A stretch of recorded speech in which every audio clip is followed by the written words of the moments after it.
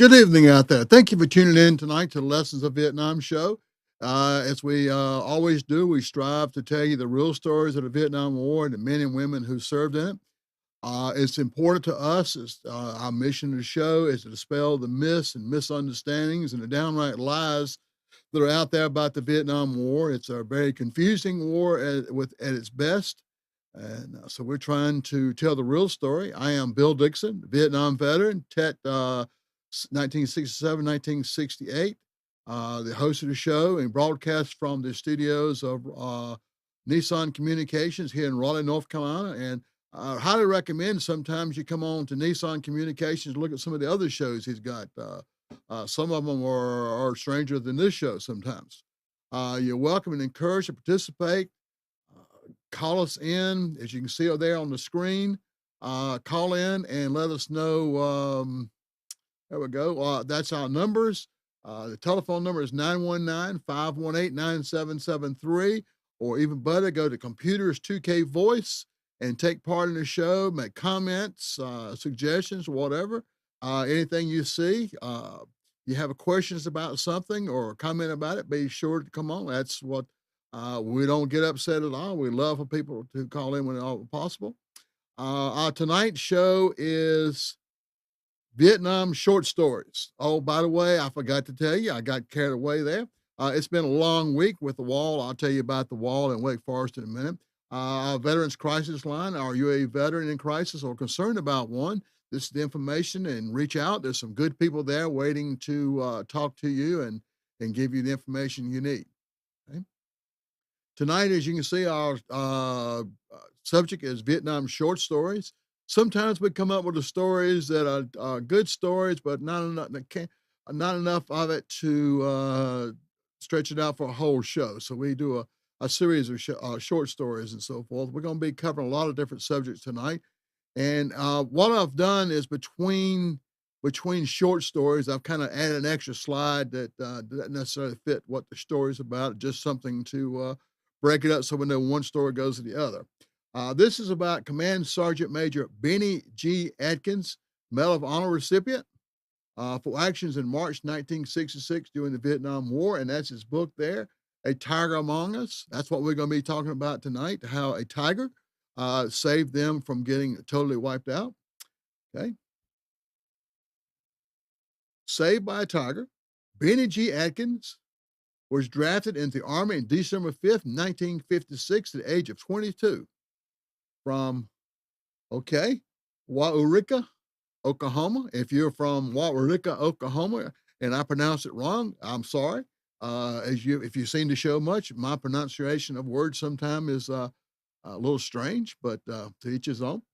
Upon completion of basic training at Fort Bliss, Texas, he was signed as an administrative clerk typist. Now, how many administrative clerk typists win the Medal of Honor? None that I know of. Into a garrison unit in Gießen, Germany. Within 20 months, he was a sergeant and very bored. In other words, he just wasn't quite cut out. He would need to be outside doing things. He asked for the infantry and was sent to Fort Benning, Georgia for training and was later accepted into the Special Forces, knowing he was bored. Okay. While in the Special Forces, he deployed to the Republic of Vietnam for 3 non-consecutive tours. That's the Special Forces badge there. And then you've got under that one, the Special Forces Distinctive Unit insignia. His first tour of the Republic of Vietnam lasted from February 1963 to August 1963. Now, that was early on. We were not even officially there, hardly in there at that time, because he was basically been an advisor. His second tour of duty in Vietnam lasted from September 1965 to September of 1966, which I'm quite certain he was an advisor. His final tour lasted from January 1971 through December 1971, and that's where things got real for him. Okay? In his 1965, on his second tour, Atkins was originally assigned to Da Nang, which was a nice place to be. The beach there is gorgeous. But for only a short time, he was assigned to Camp A Shaw Valley to replace a man wounded. And if you know anything about Vietnam at all, A Shaw Valley was where the bad guys were. If you saw the movie or We Were Soldiers Once and Young, it all took place in A Shaw Valley. That was a tough place to be. A Shaw was anything but an ideal camp. A Shaw Valley was bad enough, but this camp was even worse. It was on low ground that flooded regular, and it has mountainous terrain on either side. Now, if you're going to set up a base in a war, you want to be up high where you can see things, because when you're in the bottom, everything runs downhill. I learned that just studying plumbing, that everything runs downhill. And if you're at the bottom of that hill, the bad guys can just about throw rocks at you. They don't even have to shoot at you or throw mortars and so forth. At Camp A Shaw, Atkins joined 2 officers and 10 enlisted Americans on the 5th Special Forces Group. They also had a less than ideal unit of Vietnamese Special Forces and a Civilian Irregular Defense Group, CIDG. Okay, that's the A Shaw Valley that you can see. The CIG was made up of local villagers with a little bit of training to take care of their villages, but they could not always be relied on. They were known to sometimes switch sides in the middle of a battle. In other words, if they saw the other side might be getting ahead, they suddenly became the other side. So you had to be careful with them. They captured some prisoners. Information from some prisoners let the Americans know there was an attack coming on the camp. The prisoners also indicated the attack to be as soon as major weather hit and the camp couldn't get air support. In other words, they were waiting for, as soon as the monsoon season came in, they were going to attack, because the helicopters and the jets would be a little harder to get out when you can't see them from all the rain and so forth. At about 2 a.m. on 9th of March, 1966, the communists hit the camp with 82 mortar rounds. That is the actual, that's the mortars in 82. It's not 82 rounds. They're probably more than that. And 120 mortar rounds, which is the big unit you see there. Then the mass assault began. Atkins fought from his 81 mortar position in the beginning, but it got down to individual weapons and grenade fighting. After 38 hours of fight, the order to evacuate the camp was given. In other words, the Viet Cong or the communists kept coming, and that kept coming, and it was getting down to hand-to-hand combat. He actually had a shotgun that he sawed off and was using a sawed-off shotgun for close contact. Several Marine helicopters were dispatched to come in and rescue them, and they were lost. Several of them were lost in attempting to get into the base. They were surrounded by a triple canopy jungle too. And what that is where you have trees, then you have trees above those trees, then you have trees above those trees growing, and and down at the bottom, it's hard to get in the sunlight and so forth. Marine helicopters were able to land outside the camp, and the wounded were carried to the helicopters. So while they were fighting in the camp, the helicopters landed outside, then they had to fight and carry the wounded to the helicopters. Atkins and the camp executive officer went back to the camp to get another one of the wounded, and upon returning, the helicopter had left. Evidently, the helicopter became under such intense fire they couldn't sit there. So here they are having to hide in a triple canopy jungle with the bad guys knowing they're there and looking everywhere for them. The North Vietnamese had them surrounded in the triple canopy jungle. They started hearing a different noise. They didn't just hear the communists talking and the weapons and all going off, but they heard something different. Then they could see the eyes of a 400-pound tiger that was stalking them. There was only about 20 of them left in all of Vietnam, but they raised big tigers over there, okay? So that kind of gives you an idea at night what you see. All you see is them eyeballs shining. And that will make the hair on your head, your neck, and other places stand up. The North Vietnamese soldiers backed away because of the tiger, and Americans had room to escape. In other words, they were scared to death of the tiger, so they backed off, and that one gave the Atkins and the other people that were still left there an opportunity to escape. This is what Atkins has to say. The tiger kind of helped in scaring off the enemy in March 1966. Special Forces Command Sergeant Major Benny G. Atkins said of the last hours of his 4-day battle in the Ashaw Valley, where he earned the Medal of Honor.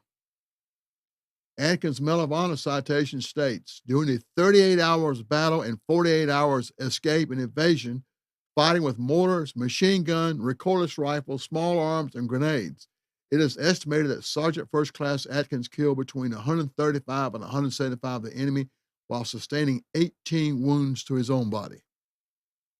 So basically, thank God for the tiger, or we would not be talking about Command Sergeant Major Atkins. The tiger was scary enough, I know, because I ran across one, and I tell you, they when they're not in cages, they seem bigger.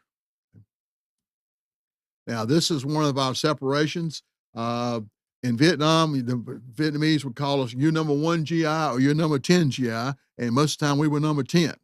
So here's somebody who says, "I knew Bo Derek was a 10." Those of you old enough to remember the movie. That's why I was so proud when Mama San said to me, "GI number 10." Okay. In other words, she was unhappy with that particular GI. Okay? Now, the book Code of Honor by Colonel James A. Dromasi. A small American flag on display at the Richard M. Nixon Presidential Library and Museum was a patriotic light in the dark days of the Vietnam War. This was an article in the Santa Ana, California Tribune News Service. But it's a story about a man who was in Hanoi Hilton as a POW. Okay? On May 24th, 1973, the White House held a dinner with 1,300 guests, including the 591 newly released Vietnam POWs. Nixon invited all the POWs come to the White House, and I guess that was 1,300 of his good financial supporters. The honor guard at the event presented Dromasi's flag as the band played Stars and Stripes Forever, and you can see it there mounted on the white cloth. Dromasi presented President Richard Nixon with the flag in Oval Office the next day. Now, where did the flag come from? Okay, that's what the story is about. Air Force pilot Colonel John A. Dromasi was shot down over North Vietnam and captured in 1967. He is considered the only Vietnam War prisoner to never break under barbaric tortures and say anything other than his name, rank, and serial number. They went through extensive torture. And according to everything I've studied, he did not break. I tell you, I don't know how, because you were told eventually that hold out as long as you could, but don't get permanently injured or whatever or killed. Tell them something. And quite often they made up stories, and that George Washington did this, and that Abraham Lincoln ordered this mortar, and so forth. In 1973, 591 American POWs, including Dromasi, returned home. Dromasi wrote a book about his experience in captivity, Code of Honor, in which he tells of his determination to resist his captors in Hanoi Hilton. Dromasi failed to escape twice. The second failed attempt resulted in all the prisoners being subjected to horrible torture. So I guess he decided that to cut out the escape attempts because everybody was being was getting the results of his escape. But after 4 years in a prison, he sought the help of other prisoners to construct this American flag. It took about a week and a half to make the flag. Shown in comparison with a quarter. You can see the quarter up there to kind of give you an idea how big it was. It was displayed and saluted by the group at night and flew until morning. In the morning, the flag was saluted again and then hidden in a mosquito net. The communists would have taken the flag away and destroyed it had they not protected it very carefully. Now, where did he get the material? The white background is a handkerchief provided by fellow prisoner Tom Strumpner to Dromasi. The red stripes are from a pair of red shorts given to Dromasi by fellow prisoner Robert Daughtry. The blue background is from a jacket provided by the North Vietnamese, and I'm certain they didn't know they had donated the jacket. The white stars were embroidered by Duffy Hutton from threads removed from a towel. The gold embroidery was taken from the threading of a yellow blanket. The red thread was from a red handkerchief given to Marcy by Ken Simonet. Every dot represented a day Dramarcy was a POW. The shaded area represents the estimated time during which the flag was present. That flag meant a great deal. I had studied it before and heard about the flag. It had meant a great deal to the other prisoners. It gave them to, because in the Hanoi Hilton, they had a chain command, which helped them get through. But every day they would say the Pledge of Allegiance to the flag and carry on. So it meant a great deal to them. This is the field cross for our next story. You can see. Now, our next story is kind of an unusual situation. As you see him there, his name is Richard Paul Kieran. Yep, there he is in Vietnam on his airplane, and that was in 1973. And he was part of the 100th Bomb Group in Tampa of 1990. But Richard Paul Kieran was a colonel and fighter pilot in the United States Air Force. He's one of 2 United States service members to be prisoner of war in both World War II and Vietnam. He was the first airman to be shot down by a surface-to-air missile, or SAM, during the Vietnam War. He won all, I mean, he was just outstanding out there. He got to be first one shot down by a SAM missile, and he got to be a prisoner of war twice. I mean, I wouldn't want to ride with him on his airplane. I wouldn't want to be a backseater. Okay. In June 1944, Richard Paul Kieran was sent to the European Theater of Operations, where he joined the 100th Bomb Group, 5th Air Force in England, flying B-17s. On 11 September 1944, while on his 14th mission deep inside Germany, Kieran's B-17 took numerous severe hits. He and his crew were forced to bail out over Leipzig. Huh? Leipzig? Okay, I'll take yours. Leipzig. After several weeks of hospitalization, he was sent to Stalag Luft 1 in Bath, Germany. Okay. After spending 237 days in captivity as a prisoner of war, the camp was liberated by Russian soldiers, and Kieran was repatriated on 5th of May, 1945. Now, unless you've studied a lot of history, you don't realize that just how important that was. Very few Americans ever came out of a POW camp that was liberated by the Russians. They quite often kept the Americans and returned and put them in Russian prisons, but he came out. And that is the prison. That is the actual picture of the prison.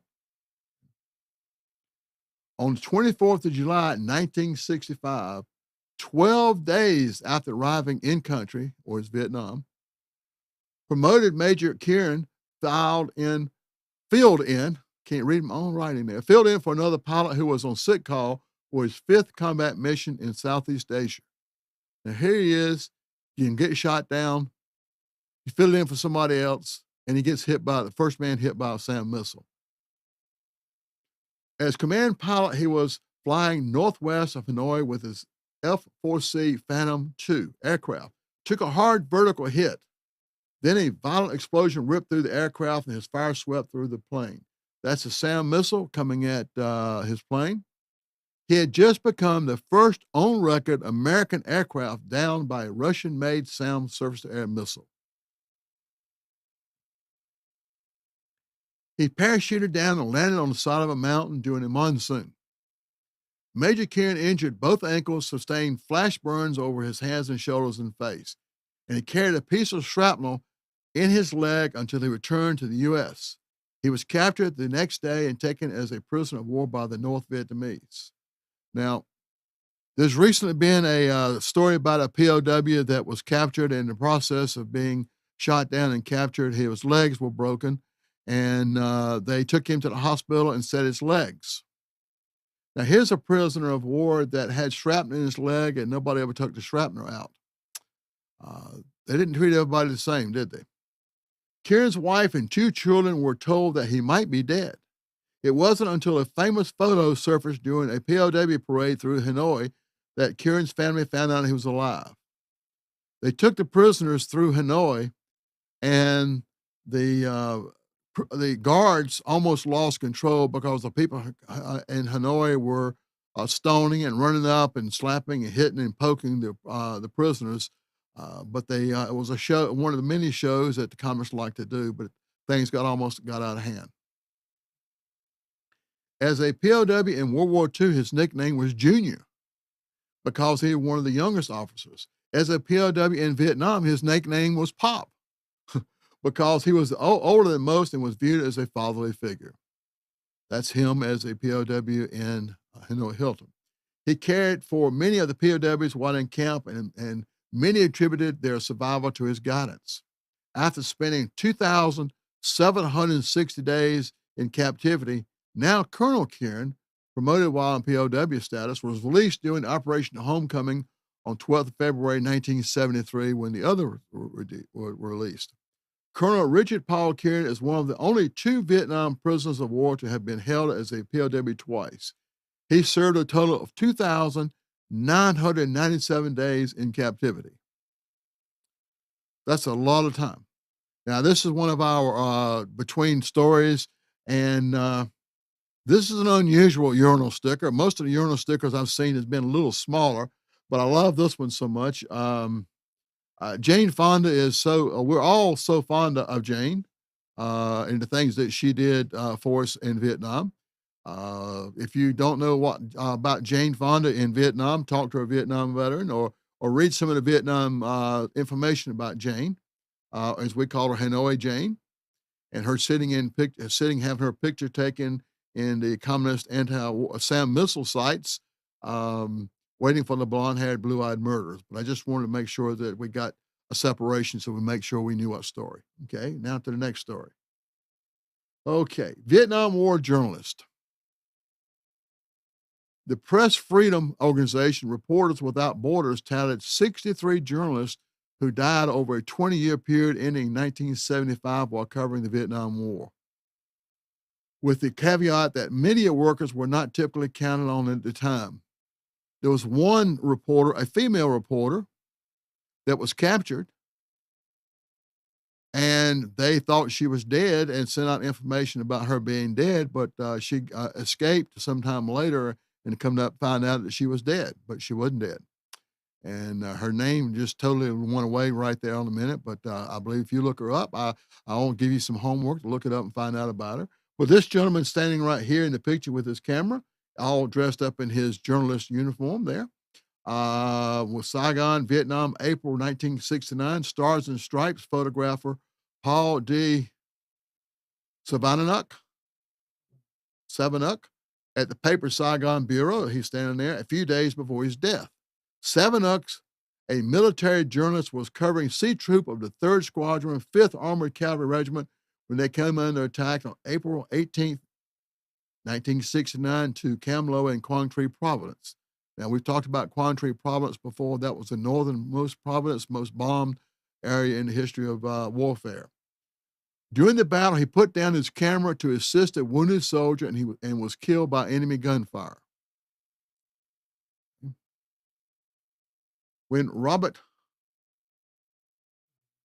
Odeon arrived in Vietnam, he was as a 21-year-old freelancer in spring of 1966. He was considered the youngest accredited foreign correspondent in the country.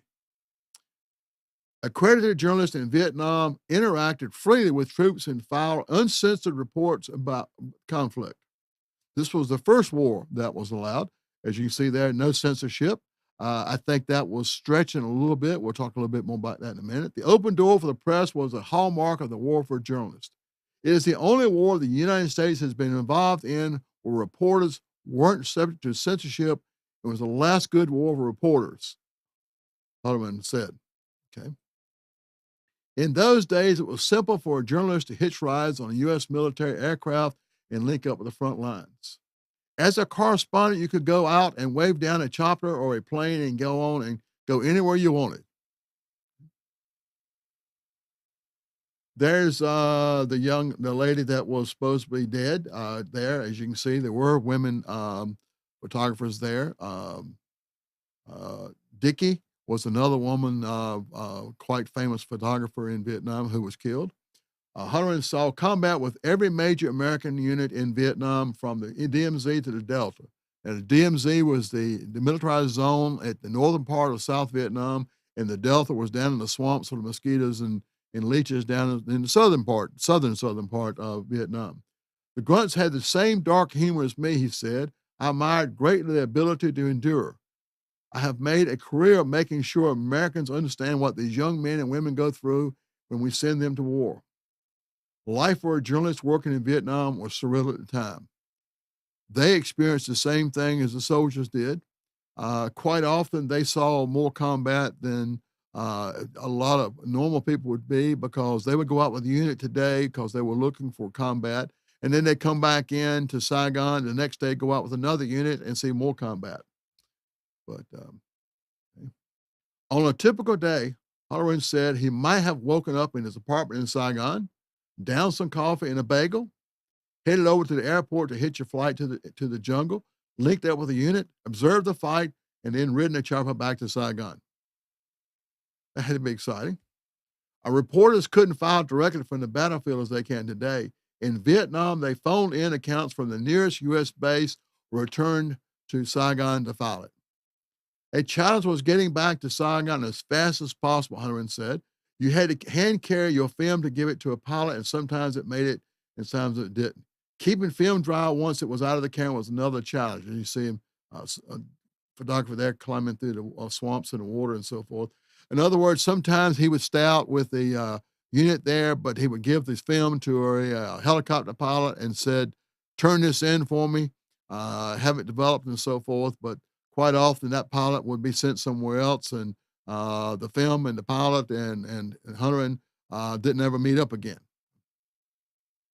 Reporters would spend days or weeks in the company of infantry units, chatting freely with the men and the officers.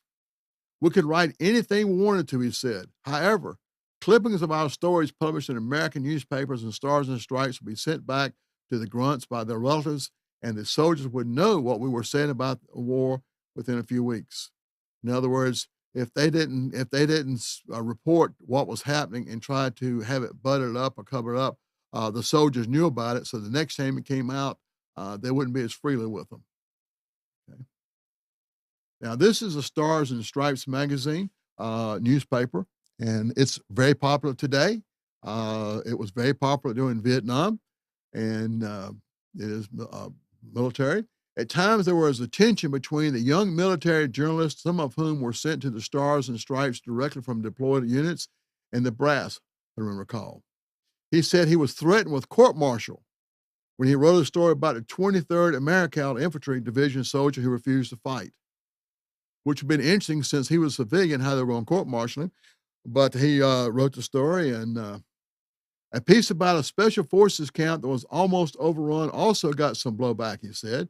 The public affairs officer maintained that it wasn't under siege, but I was there in the Tactical Operations Center, the TOC, so I knew what was going on, he said, recalling that artillery was called in on every grid square around the camp to fend off the attack.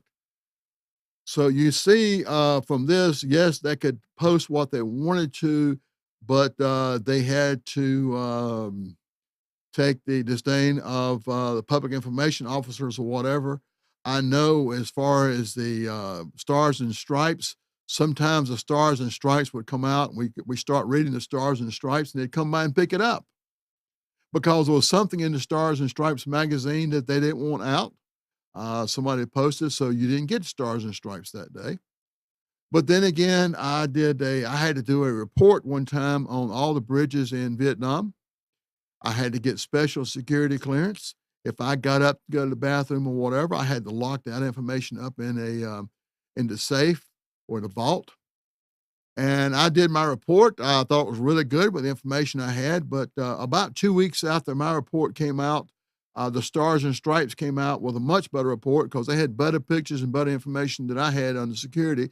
But here it came out in the paper. So it was interesting sometimes how thorough they were on the information. Now, this is some copies of the Stars and Stripes and so forth. But if you look at at the left-hand corner there, I want to read you what that says. The military's hand on giving out the news limits a soldier's view of his own war to little more than what he can see down the sights of his rifle. In other words, what they normally would tell us is that we already knew because we knew looking down our rifle because we were there that day and we knew the history, but nothing, they never really got into detail about what was going on and so forth. So it's only little bits and pieces. And so never really, the Stars and Stripes was maybe not censored, but there was kind of, this is my opinion. So I'm giving editorialized here from my experience and so forth. They may not have been censored, but there was control, a certain amount of, you can't put that out there. May not have been censored, but it was controlled. Let's go with it that way, okay? Kieran was so impressed with the troops he met in Vietnam that he went back to the States, joined the Army, and found himself back at the war as a Stars and Stripes reporter in 1969. And more than 60 journalists were working for Western media was killed in action during the war. We said a while ago 63. That was more. And it was probably more than that. But if you remember a while ago, we said a lot of the media was not counted. That's a book, The Courageous Women of the Vietnam War, talking about some of the women who were killed, the journalists and some of the other women were killed. There's 8 on the wall, but there was 65 women killed during the Vietnam War that we know of so far. Okay, that was that story. Now, I threw this in as a thing. When you were 100 days, we called you short. That means you, as you can see there in that short timer's calendar, he was so short he couldn't see out of his hat, his helmet. And what you did was you start up there in the right-hand corner there, you says 100, and you color that in. And then you color in 99, and the idea was color it all in. Now, I never saw one there where it says for how short with the helmet. The one I saw was the young lady there. And let's see, where's the 100? The 100 is on that hand that's on her right-hand hand. Starts at 100 there, and you color that in and so forth. And the shorter you get, the more careful you get. You start going to not want to go out, or you're not wanting to do this. And sometimes it seems that the short timers and the new guys, the ones that got killed the most, the short timers were too stupid to know what they needed to do. And the guys short were too careful and got careless, sometimes being too careful. But that was a short timers calendar that just about everybody there had some kind of short timers calendar covered in. And every day you'd count down. And sometimes you ask a guy would ask you how short, and some of the responses were quite unique in themselves. But okay, the next one. Now let's talk about this. We're coming up on Halloween pretty soon. Have you ever really been scared? I don't mean going to a horror show. I mean really scared. We're not talking about frightened by reading a horror novel, seeing a scary movie, walking through a spook house, hearing a scary stories, or around the campfire, or having to go into the basement after it's dark. What we are talking about the fear you experience when your very life is in danger, such as being in battle during a war, those seconds prior to an imminent automobile accident, or when falling from the roof of your house, street fights, getting robbed, or discovering that you are in the house alone with a burglar. Man, it's falling from his roof. Now, if the picture here, you can see that would have a tendency to scare you. If you didn't get scared on that one, you already did. Some of these experiences happen so quickly that fear doesn't even have a chance to manifest itself. Most likely, there's only enough time to say, "Oh shit," before dying. Other occurrences may only happen once in a lifetime, and only a few moments or even maybe several hours. But then if you survive, it's over with. But boy, are you scared during that time. Okay. Now considering those deployed by military personnel in war, being on a patrol to seek out the enemy is like walking through a spook house. You're walking through this jungle. You can't hardly see what's going on in front of you. You think there very well might be some bad guys out there waiting for you. But while you're looking for the bad guys, you also have to watch for the booby traps. So you have to watch the ground, You have to watch the space in front of you. You have to watch the space beside you and the space behind you. You're expecting something to happen at any moment now. It could be a live person or some prop lurking around every corner ready to jump out at you. At times, spook houses can be scary, but after exiting, you're able to take a breath and laugh about the experience. In a war, this fear continues day in and day out. A prop or live in a prop or live individual jumping out from its hiding place could kill you in an instant. You are always on heightened alert and the adrenaline boils over looking for an outlet. In other words, if you're a Vietnam vet, you spent 365 days, 364 days in a wake up, ready at all times, knowing that any time something could happen. Now, even when returning to the base after patrol, you're still afraid of incoming snipers. You can see the sniper there, mortar rockets and ground attacks and the booby traps. Even though you've been out on patrol and you go, okay, now we're going to go back to the base camp, you had to be careful going back to the base camp because they knew you were out and they knew you were coming back, so they knew you were going to be coming by. Night is the worst, especially in Vietnam, where visibility is limited to only a couple of feet in the dark jungle. This is in the daytime. Not only are you scared of the enemy who might be out there watching, but you also have to worry about what might crawl into your sleeping area with you during the night. Scorpions, lizards, snakes, spiders, centipedes, and other creatures of the night may attract to your warmth and cozy up to you. It's pitch black outside. There won't no street lights out in the jungle. It's pitch black outside, and if you feel something drop on you or come in contact with any part of your body, you can't just sit up and turn on the lights to investigate. Instead, you have to man up and just lay there, hoping for the best. Thankfully, we were so young back then because every night heart attacks were just waiting to happen. So tonight when you go to bed and turn the lights out, think about the soldiers out there with the snakes, the spiders, the centipedes were 2 foot long, the bad guys, the tigers, all this stuff, and it rustles around. And even if a leaf or limb falls on you, you don't know if it's a leaf or limb. But you can't jump up and go, let me check this out, because there might be a bad guy out there. You just have to lay there and pray. Okay? Yeah, I was really scared for the entire year and continue to react nervously whenever a car engine backfires, firecrackers pop, or when thunderstorms pass through the area. I also have an extreme fear of spiders and snakes. Now, this was I got this from a blog by one of our past guests, a friend of mine, John Pulaski, who wrote the book Cherries. I highly recommend you get his Cherries or his newest book and read it, or go into the Cherries blog. You'll thoroughly enjoy it. It's very entertaining. Okay? Now, the next story is going to be probably about football. I don't know how you could get that idea, but I would say it's probably about football. Okay. Veteran reveals Vietnam through football. This is from my good friend Ron Harris, who wrote the play Etchings in Stone that we're going to be talking about if we have time. What was it like in Vietnam? Vietnam veterans are often asked questions about their experience in the Vietnam War.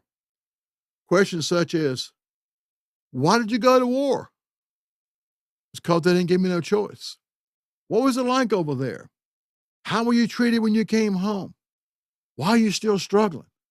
Why can't you just let the experience go? And they ask you these questions, but if you try to start telling them quite often, you can see the light go off in their head. Why? But they don't really want to know. And it's not something that you can just go tell. Okay? It's easy for Vietnam veterans to say, if you weren't there, you wouldn't understand. Well, I've heard that so many times and said that a few times. It's hard for Vietnam veterans to answer these questions in a literary form that's easy to understand. For those who do not experience the Vietnam War firsthand, in order to help better understand the Vietnam War experience, please consider this following analogy. And you can see the young man there at the wall and so forth. Well, the one young man there, you go from helping a wounded guy to being back in the back, and I'm certain that's a beer can in that guy's hand, to the anguish of going and seeing your buddies on the wall. Consider that the administration and the school board of your high school required every student enrolled in the high school to be on the football team, kind of like the selective service system. The rules are firm. You must be on the football team. It doesn't matter that you do not want to be on the team or that you had better things to do with your time or that you just don't like football. But there's your draft board or the board for in the school system, and there's all the whole school coming out for football. Of course, there are some exceptions, as such as those students who are not physically fit to play football are exempt. As you can see there, some of them are in wheelchairs. Also, there are exemptions for those students who are smart and going to college and have enough money.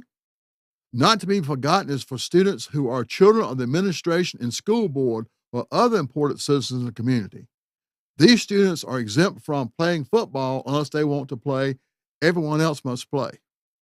In other words, it's who you knew could keep you from having to play football or get drafted. Your high school is a big 4A school. It has the most powerful high school football team in the state. Your school has a winning history. Your father and older brother were on state championship teams from your high school. So they know you're used to winning and a good football team there. I mean, we won World War II, World War I. We played to an agreement with North Korea. Just before the first game of the season, the football coach calls a team meeting. He says something like the following: "This is the best football team this school has ever put on the field. You are bigger, stronger, and faster than any other school in the state. You have the best equipment and the training available. Your opponent in this game is a small, weak school, barely a 1A school. They are poorly equipped and enjoy little fan support from their fans. This is an easy victory. However," there's always a however, isn't it? "However, the school administration has instructed me that we must play this game a little different than we normally play. We will play with a different set of rules that our opponents we will not be allowed to pass. Our running plays must be up the middle and no running around the end. Also, we will only be allowed to play between the hash marks on the field. This means that if the other team breaks out to the outside of the hash marks, we can't pursue them. Now, team, let's go out there and play our hearts out for a tie." So that's the hash marks you see lying there. And if the opposing team got outside the hash marks, you can't go out them and tackle them. That's kind of like the bad guys going into Cambodia and Laos, and you can't do anything about it. The game starts, and your team is doing very well despite the new rules. Your team is pushing the other team all over the field. Victory seems assured. Stop. Remember, you're playing for a tie. Your team fights hard for 9 yards and 3 downs. Many of your players are injured getting those 9 yards. Your coach calls timeout. The coach says the school board has sent word that your team has to give those 9 yards back and start 4th and 10 on the original line of scrimmage. You need to remember, he says, we are playing for a tie in this game. Near halftime, you notice a lot of the school fans and fellow students are moving to the other side of the field, and they are starting to cheer for the other team. Even some of the school's administrators and board members start to cheer for the other team. Remember, they're the ones that made you play football in the first place. As you limp off the field with an injury and covered in mud, your girlfriend yells to you from the stand, "Dear John, I don't like the way you're treating the other poor team. By the way, I'm going home with Jody from the band." If you know anything about the military, you know about Jody, because that's during basic training and so forth, Jody's going to get your girl. The head cheerleader for your team, who happened to be named Jane, goes to the other side of the field and starts to cheer for the other side. She yells for you to quit playing for your team and to help the other team. Then you see her posing for pictures with the other team. During the game, some of your fellow players are knocked out of bounds on the other team's side of the field, Instead of letting them come back into the game, their other team locks them into the locker room. The game finally ends in a tie. This is hard for you to understand. If you could have played by the real rules of football, you could have won. When your team goes back to the bus to return to your school, you ask the coach where your fellow teammates are that have been not returned from the other team's locker room. Your coach demands the return of all his players by the other team. The other coach says that he has returned all the players, and if our coach has a problem with that, he can talk with the school board. You are forced to return to your school without a full accounting of your fellow teammates. Having returned without your fellow teammates hurt you the most of all. The school board tells you there is nothing they or you can do about your missing teammates. You are told that the best thing you can do is forget them and go on with your life. When you return to school, some of your fellow students and teachers say bad things about you, or worse, they ignore you. When you ask why, they tell you that it's because you tried to win the football game instead of trying to tie it. No one will sit with you in the lunchroom. Your fellow students ask if you might go crazy and hurt them. The only friends you'll have and understand how you feel are your teammates. The school board and the school administration and your fellow students have forgotten the football players that were left behind at the other field. The forgotten players' only hope is that you and your teammates do not forget them. This analogy may hold up may not hold up in all cases. Not every Vietnam veteran's experience was the same. But I think this analogy is close enough to the truth that will help some who are not a Vietnam veteran understand why some of the veterans feel so frustrated and angry and why we are unable to let the Vietnam experience go. As you can see, the frustrated soldier there throwing up his arms. And when were you in Vietnam? Last night. I've not met a Vietnam veteran who was truthful when somebody asked him when you were in Vietnam. He couldn't say last night because of the sound, a smell, just anything, wind blowing or whatever. The comparison between the Vietnam War and the game is strictly intentional. Thank you, Ron, for that. Now, Pabst Blue Ribbon presents the greatest beer run ever. This is actually a film that you can go online and look it up. Pabst Blue Ribbon is the greatest beer run ever, and watch it from Pabst Blue Ribbon. But as we go on, greatest beer run in history. Merchant Seaman John Chick Donahue, a former Marine Corps soldier, stopped in at Doc Fiddler's Tavern near Manhattan during the height of the Vietnam War. Enjoying a brew or two, Chick and the bartender, George Lynch, discussed that someone should go to Vietnam and deliver some beers to the soldiers to let them know the folks back home were thinking about them. Chick Donahue signed up on the Drake Victor, a merchant ship taking ammunition from New York to Vietnam. Chick explained, a lot of my friends were serving in Vietnam. I just wanted to go over there and buy them all a beer. And that's what I did. With just a case of Pabst Blue Ribbon and a few addresses, Chick snuck back into the war zone pretending to be looking for his stepbrother. There was just one unforeseen problem. The trip back to Vietnam took so long, 2 months to be exact, that Chick wound up drinking this duffel bag of beer he bought with him for the troops. Thankfully, he was able to re-up his supply when he arrived at Quy Nhon Harbor in Vietnam, after which he continued on his mission. That's Quy Nhon Harbor.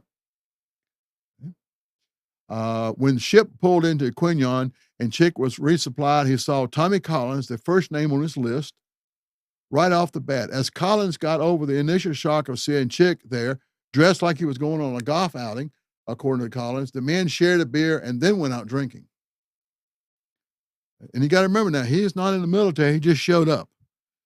Next, Chick headed north to Quang Tri to find name number 2, Ricky Dugan.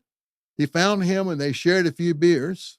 Chick had a scary night there, but hearing gunfire in the distance. He returned to Quy Nhon a couple of days later and found that his ship had sunk. Okay. The last person on the list was Bobby Pappas, who had heard from Chick's wife and knew Chick was over in Vietnam. When Chick showed up north of Saigon, which probably was Long Binh or Bien Hoa, where Pappas was stationed, the guys spent a few days partying. All four of the men met on the first time again on June 30th, 2015, recalled their surprise in seeing Chick in Vietnam that year. Man, a civilian just shows up. He hitch rides on, you remember a while ago, the reporters hitch rides. Well, this guy, Chick, hitch rides on buses, trucks, helicopters, whatever, to get there. And there's actually a book he's got there, The Greatest Beer Run Ever. They expressed gratitude for him risking his life and showing the troops overseas that someone still cared about them in the service and their sacrifice. Now, that was some of the short stories tonight, but I want to bring you up a couple of things and bring you up to date. The last show I talked about the wall that Hills was traveling to Wake Forest, North Carolina. It was an awesome wall. It was an awesome experience. The Purple Heart Foundation brought the wall. Ron Harris's Etchings in Stone had a nice big crowd. It was a fantastic event. Lots and lots of people were there. The wind pulled up a couple times and blew my tent. I mean, literally blew my tent away. That I have a set of panels with the 38 from North Carolina who's still missing, with the pictures and the bio, and had a tent up on it. And when I got there Sunday morning, nobody knew where the tent was. We just knew it was there Saturday night, but was gone. But overall, we had good traffic and so forth. If you have an opportunity to see this new wall, it's 3/4 size. It's 375 feet long, 7.5 foot tall in the middle. And they left it yesterday. No, it's left Sunday afternoon for a new location. But if you're anywhere close by, go see this wall. Even if you've seen the old metal wall, I guarantee you this one will be just all you, because it's so special. It's big. In fact, it was sitting up on a hill and it looked like it was bigger than the one in D.C. that sits down at the bottom. So be sure and you go see it. Our next show, by the way, is coming up on, 14th of November. And I would tell you what it's about, but I don't know stuff right now. I'm working with a couple of guests, so I'm going to keep it secret from you. But let's talk about a couple of things that's coming up. I think it's really important we need to talk about. November 6th is elections time. Get out and vote. Think about what's been going on and get out and vote. November 4th is daylight savings time. Let's see, we fall back. We spring forward in the summer and fall back in the fall. So be sure and make your clock set for that. And then November 11th, of course, is Veterans Day. Try to go out and take part in some of the functions out there, some of the parades or some of the ceremonies. It may not always be parades, but just about all the VFWs, American Legions, and Vietnam Veterans of America organizations, they all get out there and try to commemorate Veterans Day. Now, let me ask those of you out there, I'm going to give you a test. We've had this show on the show before. Do you know the difference between Veterans Day and Memorial Day? Okay. Out there, how many of you know the difference? We talked about it before now. I know some of you tune in again. Veterans Day is we recognize all veterans. Memorial Day is when we recognize the veterans who we've lost, those veterans who are on the wall and so forth. So we celebrate Veterans Day. We commemorate Memorial Day. Now, the next show, I might give you a test on this again. Celebrate Veterans Day, commemorate Memorial Day. Okay. Now I know all of y'all out there and out there wrote it down. But there's a couple extra things that are important today. I'm not certain how important this is, but today in 1945, the founding of the United Nations. I have second thoughts about that one myself. Well, this one's real important to this show and other people. Today, in 1954, that is the 24th of October, 1954, Dwight David Eisenhower, the president of this United States, pledges United States support to South Vietnam. Okay. Now we left Vietnam in 70, basically left them in 75. Now that, and my math is not the best in the world, but 54, that is 21 years we were involved in Vietnam. 21 years. Also, something that's strange, we talked about on another show. I keep doing tests to make sure you're paying attention. You can always go back and see these shows because I know you want to know this information. But in 1977, Veterans Day was observed on the fourth Monday in October for the seventh and last time. The holiday is once again observed on November 11th, just as we talked about. So for 7 years, they decided that it was going to be on the fourth Monday because that would give the government workers one more special day off for the long weekends and so forth. So that's our show tonight. I hope you enjoy it. We try to get light because our last show was a little bit heavy, but we're trying to tell you all the stories out there. And if you have any questions or concerns about the show, please reach out to us. Let us know. We've had some good comments about the show, but there's bound to be somebody out there who says, well, I don't quite believe what he said. And I'd like to be able to address that and find out if I am wrong. It won't be the first time. Let's see. Oh, yes. In Raleigh, if you're in Raleigh, for this year, for Unusual, the actual Veterans Day Parade here in Raleigh, North Carolina, is going to be on Veterans Day. It usually starts about 9 o'clock. Line the Federal Street and cheer on the different groups and go and those for. Check your local areas and find out where the parades are, and cheer them on and so forth. And 11-3. First, by the way, I'm so glad I got Amnon here pushing the buttons. He can do other things besides push the buttons. He helps me pronounce words, and he also, North Carolina Vietnam Veterans Incorporated, for 32 years, have met the first Saturday of every month, and we call out the names of those still missing from North Carolina. When we started 32 years ago, there were 65 names. There are now 38 men still missing where the families do not have closure. We have invited some of the other veteran support organizations, Rolling Thunder and some of the other American Legion writers, because if you may have noticed, I know you haven't noticed from this show, but if you get out and start talking to Vietnam veterans, there's some old guys out there. I know you haven't noticed this here. So we're going to eventually not be around, but we want to make sure that those 38 men from North Carolina are not forgotten. As we said a while ago in an analogy, it's important that the Vietnam vets and the people still remember those who were locked up in the locker room, with according to Ron's thing. So thank you very much. Have a good evening, and we look forward to you celebrating your holidays. Looking forward to being back with you on the 14th of November. I will be celebrating my 54th anniversary. I was married 3 years when I went to Vietnam, November 1st, right after Halloween. My wife and I will be celebrating 54 years of marriage.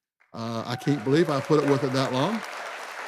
But she has put up with a Vietnam vet. That alone ought to give her a big medal. But again, thank you very much. And it's turned cold here. I don't know where it is where you are, but it's kind of turned kind of cold here. And it went from summertime to wintertime just kind of overnight there, as it does in North Carolina. If you don't like North Carolina weather, just wait, because it could change. It can change all 4 seasons in one day. So again, have a good night, and reach out to us and let us know some ideas about other shows so I don't have to do all the work trying to figure out what we're going to do. If you're out there and you're a Vietnam vet or know some Vietnam vet or know anybody that was affected by the Vietnam War, if you're a war protester, that's okay. Come on and tell us why you're a war protester. And if you feel good about it, great. If you don't feel good about it, that's great too. Come on and tell us your story. We're looking for everybody's stories of the Vietnam War. Good night, and thank you.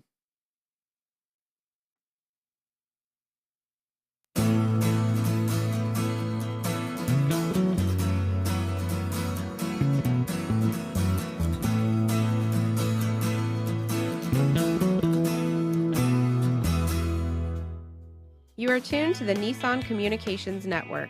If you tuned in too late, you can always watch each program in its entirety or download an MP3 audio file of it in the archives section at nissancommunications.com. Don't forget to subscribe to our YouTube channel, follow us on Twitter, and like us on Facebook. Sponsored by Telestream's Wirecast software, StreamingGear.com, Carolina Apparel, and DeltaForce.net.